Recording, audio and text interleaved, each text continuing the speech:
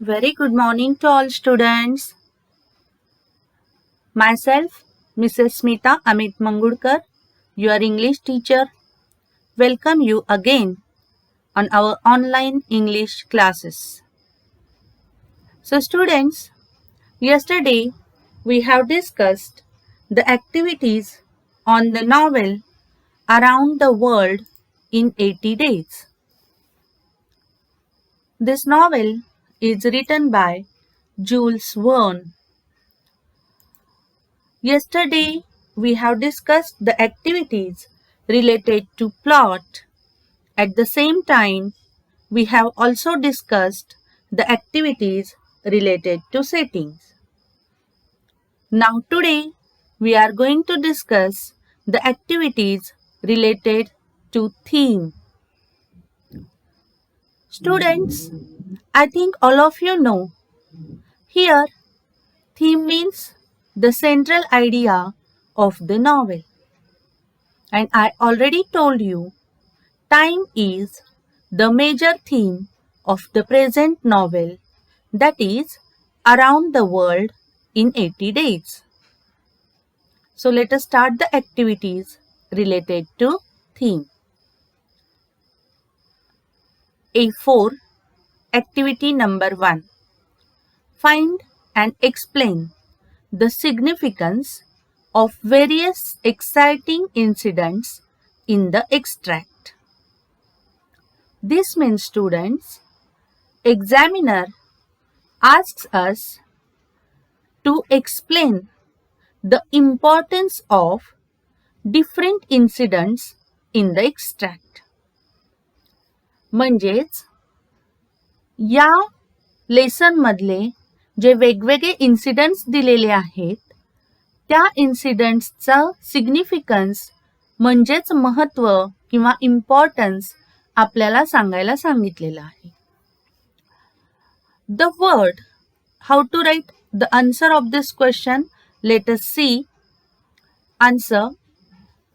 The word exciting refers to the incidents that contribute to the development of action in the extract. Exciting. Actually, this word, exciting. We are very excited while reading this novel. हे novel वाचताना आपण सगळेजण excited होतो. म्हणजे पुढे काय होणार, पुढे काय होणार, आपल्याला अशी आतुरता लागते. बरोबर, एक्साइटमेंट म्हणजे काय, आतुरता लागणे, उत्सुकता वाटणे. बरोबर, मग आपण उत्सुक असतो की अरे आता पुढे काय होणार आहे नॉवेलमध्ये. एखादी मूवी बघताना कसं वाटतं आपल्याला, थ्रिल ऍक्शन मूवी असेल तर आपण स्वतःही ते थ्रिल फील करतो. Okay. So in the same way, while reading the novel, we can laugh with the characters, we can cry with the characters, okay, we can weep. Weep means crying, laughing, okay, that means we become the part of the particular character. So the word exciting refers to the incidents that contribute to the development of action in the extract. There are 5 such exciting incidents in the given extract. Actually, for making this answer easy, I write 5 incidents. First incident means when Detective Fix arrests our hero Phileas Fogg. Fogg's release from prison. So the first and the most exciting incident is nothing but Fogg's release from prison. म्हणजे Phileas Fogg, hero of the novel, when he releases from the prison, okay, custom house at Liverpool. Custom हाऊसच्या prison मध्ये बंद असतो ना तो Liverpool मध्ये. मग तिथून सुटल्यानंतर काय एक्साइटमेंट होती. Okay, I have given the excitement also. See, I explain here. Fix arrests Fogg at Liverpool. This completely ruins Fogg's plan to win the bet. But later on, Fix realizes his mistake and releases Fogg. What happens exactly in the beginning of the lesson? We can see our hero Phileas Fogg is in the prison. Fix arrests Fogg at Liverpool. Okay, and because of that, what happens? Fogg's plan, okay, ruins. कुठला plan होता रे फॉगचा? To win the bet. But later on, Fix realizes his mistake. Detective फिक्सची जी mistake झाली होती ती त्याला समजते, त्या मिस्टेकची, त्या चुकीची त्याला जाणीव होते आणि म्हणून तो फॉगला सोडून देतो. रिलीज म्हणजे सुटका करणे. दिस कॉजेस एक्साइटमेंट. आणि इथं आपल्याला वाटतं अरे आता तो सुटलेला आहे, मग तो लंडनला पोहोचू शकतो की नाही वेळेत. आलं का लक्षामध्ये? As the tone of the extract changes from one of disappointed to sudden hope. मी होप का म्हटलेला आहे इथे? होप म्हणजे काय? आशा. म्हणजे आता परत आपल्याला आशा वाटते, परत आपण असं म्हणतो की अरे अजून आहे वेळ फॉगकडे, तो अजूनही लंडनला वेळेमध्ये पोहोचून पैज जिंकू शकतो.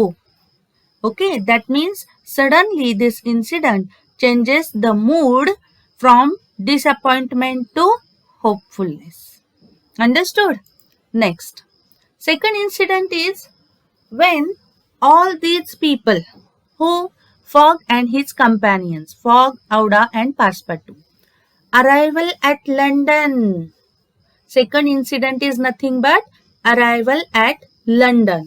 कुणाचा arrival लंडनला? Fogg, Aouda and Passepartout finally arrive in London after several obstacles, several difficulties, but realize that they are 5 minutes late. एवढे सगळे अडथळे पार करून लास्टली they reach लंडन. ते कुठे पोहोचले? लंडनला पोहोचले. But at that time they realize that they are 5 minutes late. पण त्यावेळेस त्यांना असं लक्षात आलं की ते 5 मिनिटं उशिरा पोहोचलेले आहेत. And so Fogg loses the bet. मग फॉगनी काय केलेली आहे? बेट ही हारलेली आहे. Again this incident turns from hope to misery. बघा how these incidents turns again from hope to misery. Misery means sadness, depression, disappointment. परत दुःखाकडे वळले की बेट हारली. आता त्या फॉगचं सगळं वैभव गेलं, ऐश्वर्य गेलं, वेल्थ गेली. Then the next incident, exciting incident, Auda's proposal at Savile Row. Savile Row means where we can see the house of our hero, that is Phileas Fogg. त्याच्या घरी, at the house of Phileas Fogg. Disappointed and depressed Fogg retires to his room. Fogg apologizes to Aouda. Apologizes means to say sorry. Okay, म्हणजे फॉगनी औडाची माफी मागितली. कशाबद्दल? Because he has lost his fortune. Okay, he has lost his wealth. त्याच्याकडे आता पैसा राहिलेला नव्हता. And cannot provide her a comfortable life. आणि तो तिला आता चांगलं जीवन, म्हणजे चांगलं म्हणण्यापेक्षा जीवन हे छानच असतं, पण तो तिला ती सगळी लक्झरी, म्हणजे लक्झरियस लाईफ तो तिला देऊ शकत नव्हता. Aouda in turn confesses her love for him and then plan to get married the next day. पण हे सगळं जरी झालं असलं तरी Aouda is a bold and courageous lady, courageous woman, and she confesses her love for Mr. Fogg. And lastly, they plan to get married on the next day. So this incident, actually, our Fogg, okay, that time he was depressed. कसा होता तो? दुःखी होता, disappointed होता. आणि या अवस्थेमध्ये जेव्हा Aouda त्याला प्रपोज करते, that time he becomes very happy. ठीक आहे, वेल्थ गेली पण त्याला लाईफ पार्टनर तरी मिळाली. And here in this incident, we all are shocked by the proposal of Aouda to Fogg. आणि ऍक्च्युली फॉगनी Audaला प्रपोज करणं आपण एक्सेप्ट केलं असतं, पण इथे नेमकं उलट झालं होतं. औडानी फॉगला प्रपोज केलं होतं, त्यामुळे रीडर्सला पण या ठिकाणी शॉक बसलेला आहे. In this way this incident is also an exciting incident. Next incident, exciting incident is Passepartout's discovery. This is the most important incident in this novel. When Passepartout, when Passepartout goes out to hire the services of a reverend for Fogg and Auda's marriage, he discovers that the deadline for the bet has not passed. ज्या वेळेस पासपाटू fog आणि औडाच्या लग्नाच्या तयारी करण्यासाठी रेव्हरेनला जातो, त्यावेळेस त्याच्या असं लक्षात येतं की अरे, बेट ज्या दिवशीची ठरलेली आहे, बेटची जी डेडलाईन आहे ती अजून पास झालेलीच नाहीये, म्हणजे अजूनही आपल्याकडे वेळ आहे. This leads to a complete turn of the events and this incident is the turning point of the novel. This is the major incident in the climax. Climax मधला हा सगळ्यात महत्वाचा इन्सिडेंट आहे आणि या इन्सिडेंट वरनच आपल्याला समजतं की time is uncontrollable. We can't control the time. आपण टाइमला कंट्रोल करू शकत नाही. So this leads to a complete turn of the event which ultimately results in Fogg winning the bet. Thus his discovery and its explanation are a source of great excitement for the readers. आणि ही रीडरसाठी सगळ्यात मोठी excitement होती. पहिल्यांदा रीडरला समजतं की ते बेट हारलेले आहेत. ते लंडनला पोचतात, दुःखी होतात, औडा त्याला प्रपोज करते. म्हणजे इतक्या फटाफट हे सगळे इन्सिडेंट्स घडत गेले आणि नंतर पासपाटूला कळतं, अरे आपण एक दिवस आधी पोचलो. Around the world in 80 days नाही, around the world in 79 days झाले त्यांचे. आणि ही जेव्हा गोष्ट त्याला कळते, that is the biggest excitement in the novel. Understood? Next incident, that is Fogg's victory, Fogg's triumph. In the final moment of the bet, Fogg suddenly arrives at Reform Club mere seconds before the deadline, and lastly, he wins the bet. The most important thing. Again, he gained his fortune. पुन्हा त्याचं Fortune, नशीब त्याला मिळालेलं आहे. पुन्हा त्याचं नशिबाने त्याला साथ दिलेली आहे. And lastly he wins the bet. This moment is really very exciting, shocking and happy moment for the characters as well as the readers. Understood? समजलं सगळ्यांना? एक्साइटिंग इन्सिडेंट्स कुठले कुठले आहेत? तर पहिला एक्साइटिंग इन्सिडेंट आहे Fogg's release from the prison. फॉग्सची prison मधनं सुटका.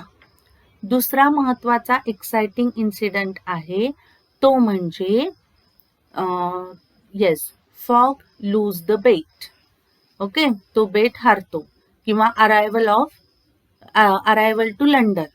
त्यांचं लंडनला अरायवल 5 minutes लेट झालं आणि ते बेट हारतात. हा सेकंड इन्सिडेंट झाला.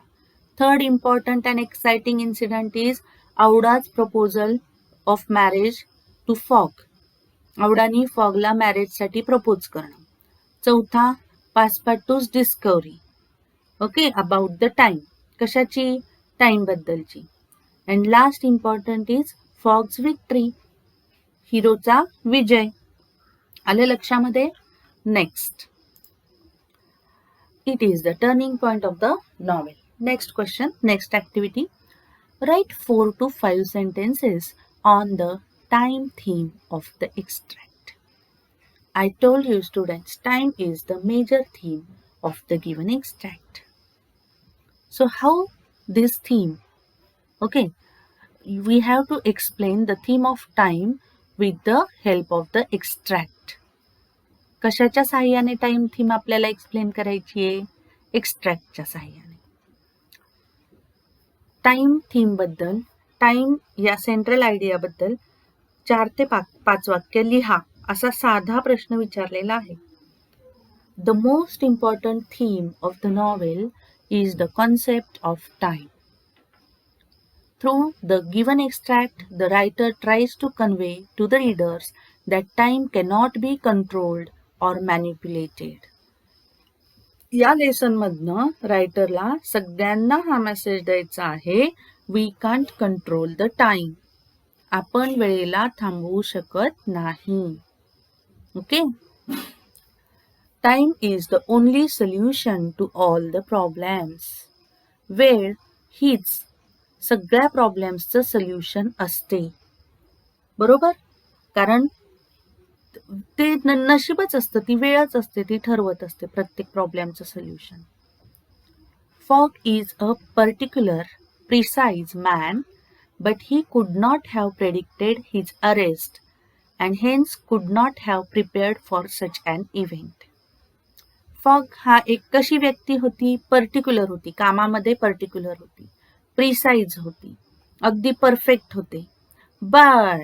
परंतु he could not have predicted his arrest. पण त्याला माहित नव्हतं की अरे आपण जर्नीला जाणार आहोत, आपण प्रवासाला जाणार आहोत, तिथे आपल्याला अटक करतील. आपल्या भविष्यामध्ये काय होणार आहे? One cannot predict. कोणीही प्रेडिक्ट करू शकत नाही, कोणीही भविष्य सांगू शकत नाही. भले तुम्ही कितीही जावा त्या भविष्यकारांकडे, पण ते खरं होईलच? No guarantee. याची गॅरंटी नसते बाळांनो.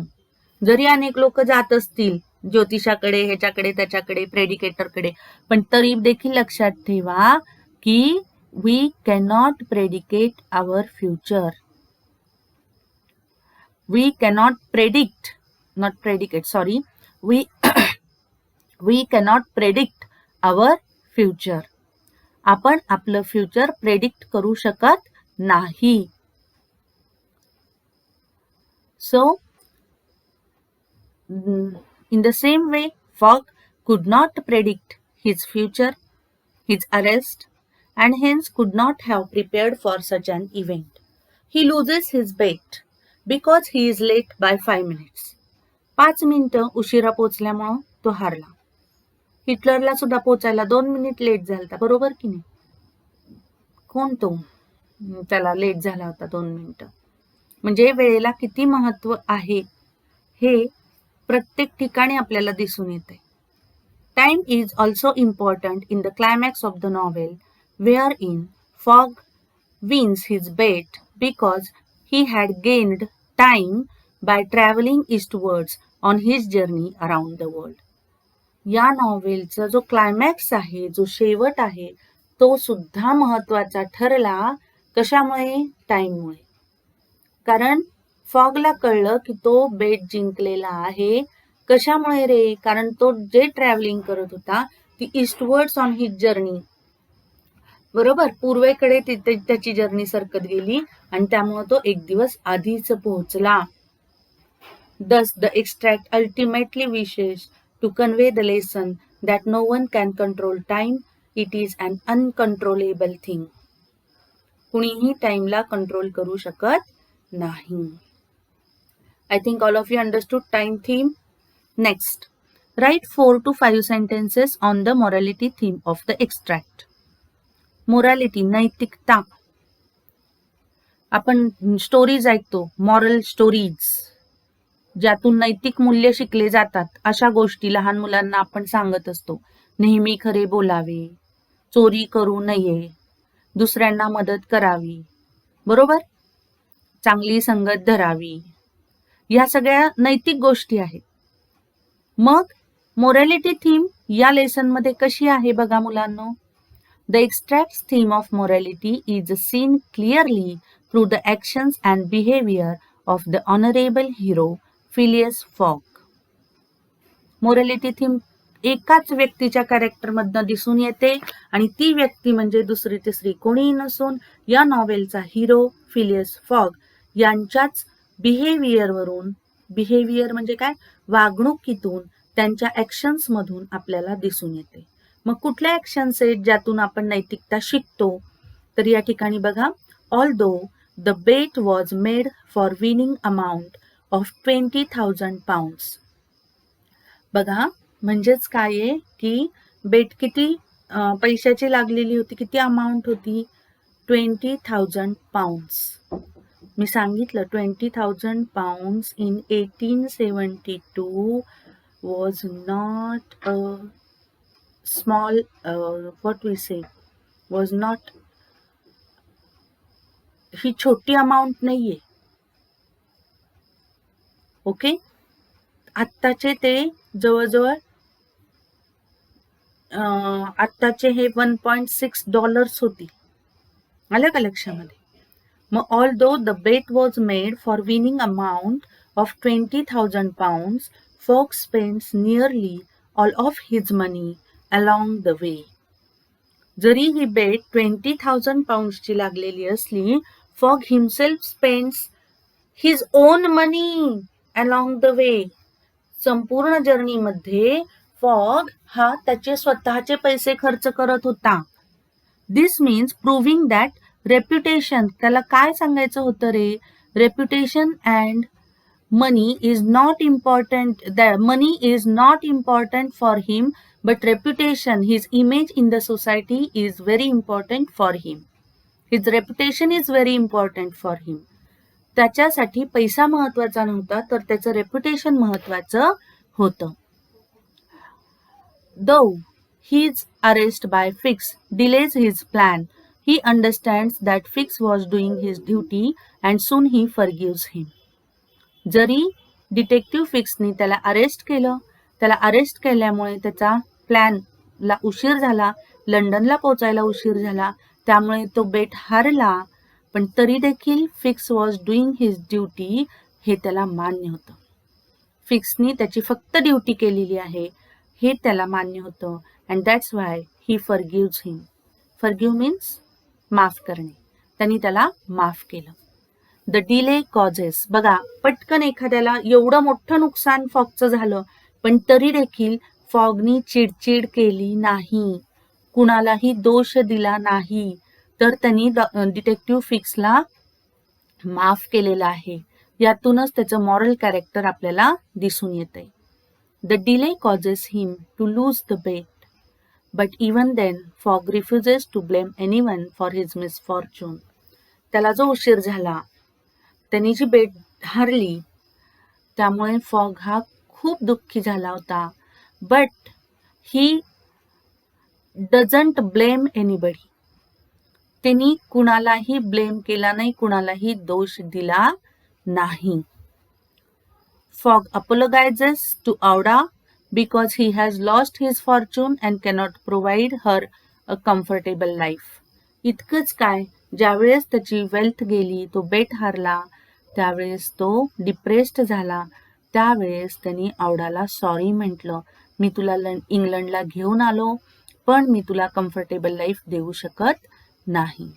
The theme of morality is thus as a reminder that in difficult situations it is often easy to forget one's morals. बघा, आपण जेव्हा संकटामध्ये असतो ना, तेव्हा आपण रागराग करतो, चिडचिड करतो, दुसऱ्यांना दोष देतो. एक्झाममध्ये कमी मार्क्स पडले तर आपण कारण सांगतो की हा मी अभ्यास केला नव्हता, आमच्या घरी पाहुणे आलते, अमकं झालतं, तमकं झालतं. We give so many reasons for that. But remember students, in such kind of situations we should be stable, calm, cool. Okay, अशा सिच्युएशनमध्ये स्टेबल असणं, स्थिर राहणं, शांत राहणं अत्यंत गरजेचं आहे. आणि तेच फॉगनी केलेले. डिफिकल्ट सिच्युएशनमध्ये ते शांत राहिलेले आहेत, रागराग केलेला नाही. आणि म्हणून but Fogg's actions set an example that others should follow him as a moral person. फॉगची पर्सनॅलिटी अशी आहे की दुसऱ्यांनी त्याला फॉलो केलं पाहिजे, म्हणजे एवढी नैतिकता त्यांच्यामध्ये दिसून आलेली आहे. I think all of you understood. So students, here I have discussed three questions related to theme. Okay, theme. Now I am going to discuss the activities related to language. So first activity related to language is elaborate the following quote in the light of the extract of the novel Around the World in 80 Days. Elaborate the following quote in the light of the extract. खाली जी coat दिलेली आहे, quotations असतात की नाही, मोठे मोठे जे writers असतात त्यांच्या कोटेशन्स असतात. तर हे जे कोट दिलेली आहे खाली ती आपल्या नॉवेलच्या मदतीने एक्सप्लेन करा. Around the world in 80 days, आपलं नॉवेल कुठले, around the world in 80 days. याच्या साह्याने ही कोट कशी बरोबर आहे हे एक्सप्लेन करा. कोट काय आहे बघा मुलांनो, quitters never win and winners never quit. Quitters never win. Quit म्हणजे काय, टू क्विट. पोएम आहे, फेमस पोएटची पोएम आहे, डोंट क्विट. क्विट म्हणजे सोडून देणे, एखादी गोष्ट मध्यातून सोडून देणे. अशा सोडून देऊ नका, मध्येच थांबू नका. Don't stop. Okay, don't quit. Quitters never win and winners never quit. म्हणजे क्विटर्स जे असतात, आपलं जे गोल आहे, आपलं जे टार्गेट आहे, आपलं जे ड्रीम आहे ते फुलफिल करण्यासाठी, अचीव्ह करण्यासाठी, ऑब्टेन करण्यासाठी आपण धडपड केली पाहिजे. आणि जे धडपड करत नाहीत, धडपड करणं सोडून देतात, क्विट करतात, ते कधीही जिंकू शकत नाहीत. आणि जे जिंकायचं असतं, ज्यांना जिंकायचंच असतं, डिटरमाइंड पीपल, मी इथं डिटरमाइंड शब्द यूज करते, determined people they never quit. ते कधीही एखादी गोष्ट मध्यातून सोडून देत नाहीत. अभ्यासाचा कंटाळा आला म्हणून सोडून द्यायचा नाही अभ्यास करणं. ओके, थोडासा फेरफटका मारून यायचा आणि परत येऊन अभ्यासाला बसायचं. जर तुम्हाला विनर बनायचं असेल तर तुम्ही क्विट करू नकात. Answer, hardships are a part and parcel of our life. I told you, our life is full of ups and downs. We have to face so many challenges in our life. And in those situations, who give up too easily, when things get tough, can never achieve their goals. जेव्हा संकट येतात त्यावेळेला जर तुम्ही हरलात, काम करायचं थांबलात किंवा तुमचं गोल विसरलात, थकलात, तर तुम्ही कधीही तुमचं ध्येय गाठू शकणार नाहीत. ऑन द अदर हँड, पण या विरुद्ध those who continue to strive hard. Strive hard म्हणजे टू वर्क हार्ड. ओके, खूप कष्ट करणे. पण या विरुद्ध जर तुम्ही सतत कष्ट केले, कंटिन्यू टू स्ट्राईव्ह हार्ड, सातत्याने कष्ट करत राहिलात, without being bogged down in difficult situations, कुठल्याही संकटामध्ये न डगमगता सतत कार्यरत राहिलात, यू आर द विनर. तर तुम्ही कोण होताल? Successful people means winner. Understood? Fogg's goal of completing the bait or his trip, completing the trip around the world in 80 days is highly ambitious one. फॉगचं जे गोल होतं, काय गोल होतं? What is the ambition of our hero Phileas Fogg to complete his trip around the world in 80 days? Okay, really highly ambitious goal. The journey is long, difficult and full of adventures, full of dangerous situations. But Fogg never quits. He journey अवघड होती, difficult होती, danger होती, पण तरीही फॉगनी quit केलं नाही. No matters what comes in his ways, he does not give up. त्याच्या जर्नीमध्ये कितीही अडथळे आले तरी त्यांनी हार मानली नाही. Instead he continues to believe in himself. स्वतःवरचा विश्वास त्याचा कमी झाला नाही. म्हणून कॉन्फिडंट असणं बरोबर अत्यंत महत्वाचं आहे. आत्मविश्वास पाहिजे स्वतःमध्ये. Keeps working towards his goal. आणि त्याचा गोल अचीव्ह करण्यासाठी तो सतत कार्यरत राहिला. अँड लास्टली विन्स द बेट. आणि सर्वात शेवटी त्यांनी त्याची बेट जिंकलेली आहे. Thus, the message conveyed by the quote is not to quit, even in difficult situations. In this way, the message म्हणजे फॉगनी ज्या पद्धतीने बिहेवियर केलं, त्याचं गोल ठेवलं, ते गोल अचीव करण्यासाठी धडपड केली, शेवटपर्यंत लढत राहिला, त्याची जी ऍक्शन आहे ती हाच मेसेज आपल्याला सांगते, quitters never win and winners never quit. Because those who quit can never attain their goal. कारण जे हारतात ते कधीच ध्येयापर्यंत पोहोचत नाहीत.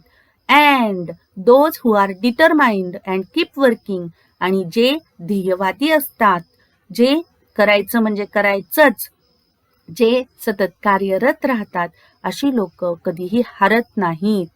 आलं का लक्षात? ती जिंकतातच. Will always succeed in the end. I think all of you understood quitters never win and winners never quit. In the same way, the another quote is given in your textbook, that is, time is the only solution to problems. हे अजून एक दिलेलं आहे. So this is your homework. आता मी एक coat तुम्हाला explain केलेलं आहे. आता हे जे दुसरं कोट आहे, you have to write the answer on your own. आता ह्या कोटचं उत्तर तुम्ही स्वतः लिहायचं आहे. आलं का लक्षामध्ये? Time is the only solution to the problem. ह्या कोटचा आन्सर तुम्ही लिहिणार आहात. नेक्स्ट, आता लँग्वेजचे बघा क्वेश्चन्स कसे येऊ शकतात. Following are some dialogues of the major characters.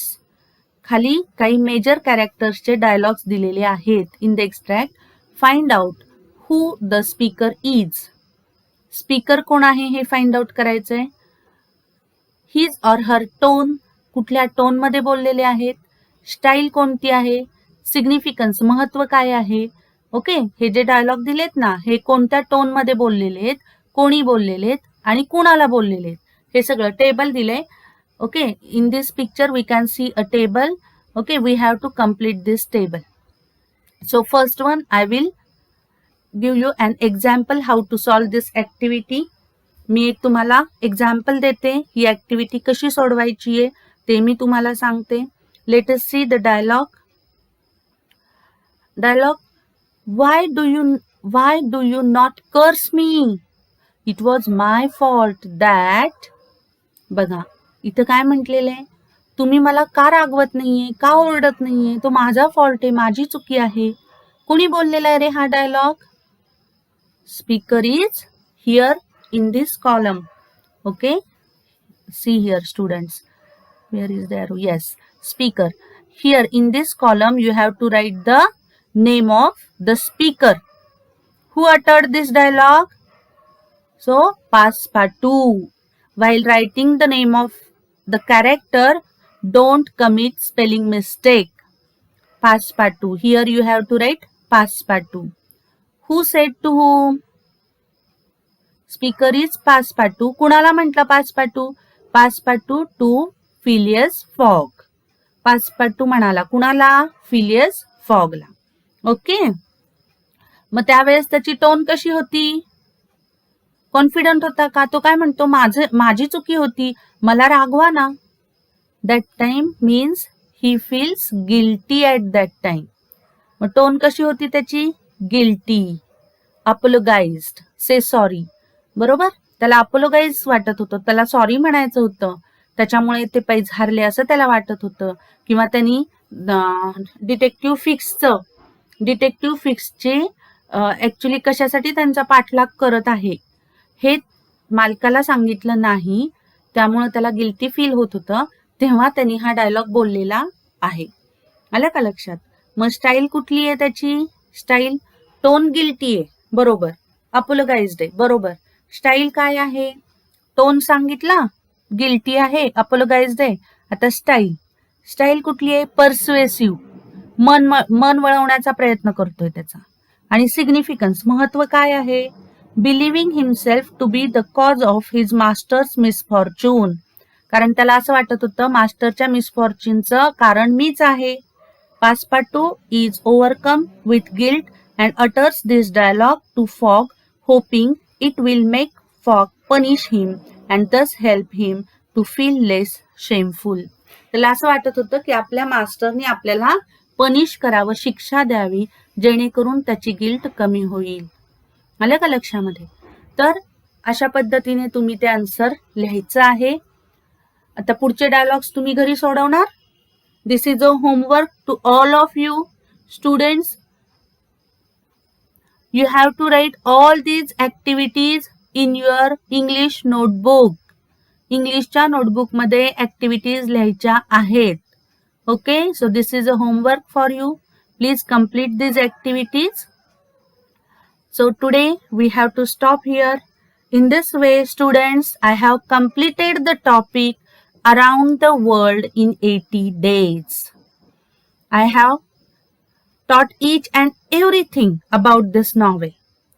Okay, I think all of you understood it properly. Now write down all the activities in your notebook.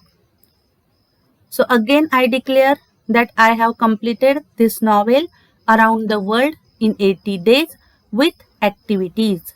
So thank you students. Bye bye.